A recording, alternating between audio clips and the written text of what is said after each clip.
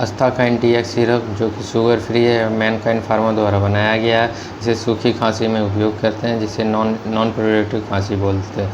अस्टाकाइंटिएक्स syrup में 3 दवाइयों का मिश्रण है, फेनाइलफेरिन, क्लोरोफेनेमेलेट और डेक्स्ट्रोमेथोर्पन ब्रोमाइड।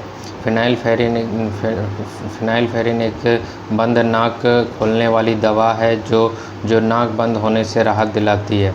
और क्लोरोफेनेमेलेट एक एंटी एलर्जिक है जो एलर्जी के लक्षण जैसे नाक बहना,